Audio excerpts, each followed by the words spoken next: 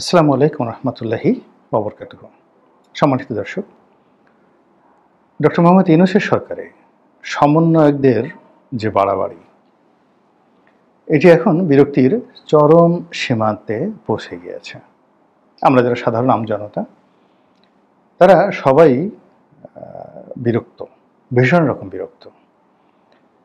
এদের বেশিরভাগ যারা সদস্য রয়েছেন তাদের কর্মকাণ্ড, তাদের বডি ল্যাঙ্গুয়েজ এবং সরকারে তাদের যে অন্তর্ভুক্তি, এই বিষয়গুলো নিয়ে আমাদের এই দেশে এমন সব ঘটনা ঘটছে মানুষের মন এবং মননে, যেটি আমরা কখনোই কোনো অবস্থাতে আমাদের এই সুদীর্ঘ রাজনৈতিক ইতিহাসে এই ঘটনা দেখিনি।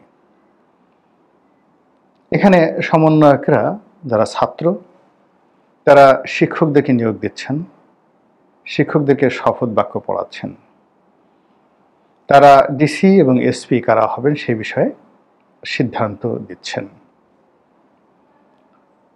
এরপর বড় বড় রাজনৈতিক নেতা, তারপর আমলা, সাবেক আমলা, তারা বলতে গেলে এদের কাছে অনেকটা মাহরুম হয়ে পড়ছেন, অসহায় হয়ে পড়ছেন। একটা উদাহরণ দেই। আমাকে একজন এডিশনাল সেক্রেটারি সাহেব ফোন দিলেন, যিনি গত 15 বছর ধরে ভীষণ রকম বঞ্চিত, অত্যন্ত মেধাবী এবং অত্যন্ত যোগ্য। তো তার প্রমোশন আটকে রাখতে পারেনি শেখ হাসিনার সরকার, কিন্তু তাকে সব সময়টাতে খারাপ একটা জায়গাতে পোস্টিং দিয়ে রেখেছে। তো এই সময়টিতে যেহেতু একটা পরিবর্তন এসেছে, তিনি বেশ কয়েকজন রাজনৈতিক নেতাদের সঙ্গে যোগাযোগ করলেন। বিএনপিপন্থী কয়েকজন সাবেক আমলা যারা অফিসার্স ক্লাবে খুবই শক্তিশালী, তাদের সঙ্গে যোগাযোগ করলেন এবং তারা খুব অসহায় ভঙ্গিতে বললেন যে আমরা তো কোনো সিদ্ধান্ত নিতে পারছি না, তুমি সমন্বয়কদের সঙ্গে যোগাযোগ করো। তো এই হলো বাস্তব অবস্থা।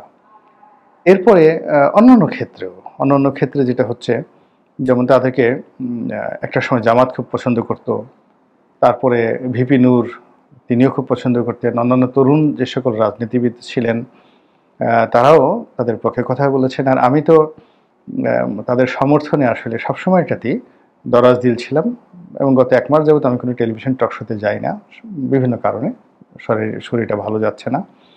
তো আমি আমার যে ইউটিউব চ্যানেল, এখানে তাদেরকে নিয়ে একটি নেতিবাচক মন্তব্য কখনো করিনি।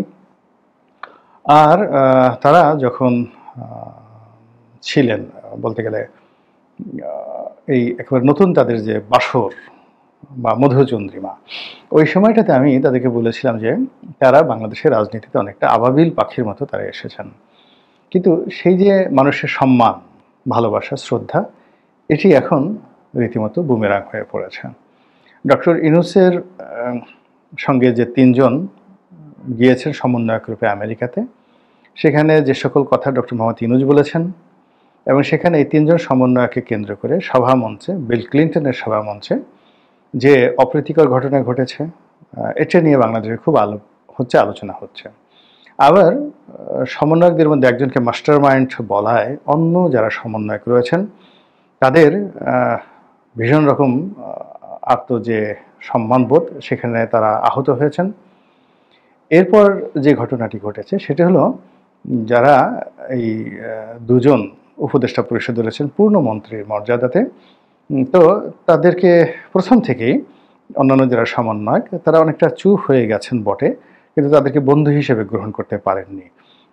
তারা পরিবেশ এবং পরিস্থিতির কারণে তাদের চেয়ে তো যোগ্যতম যে সকল সমন্বয়ক রয়েছেন উপদেষ্টা পরিষদে যাননি বা যেতে পারেননি, বাইরে রয়েছেন।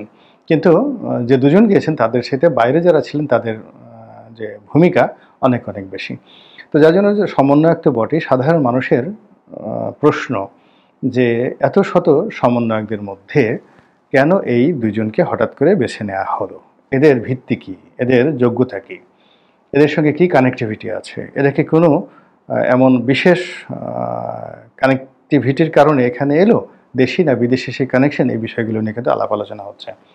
যদি আন্দোলন ধরেন তাহলে আন্দোলনের কবর রচনা হয়ে গেছিল হারুনের ভাতের হোটেলে।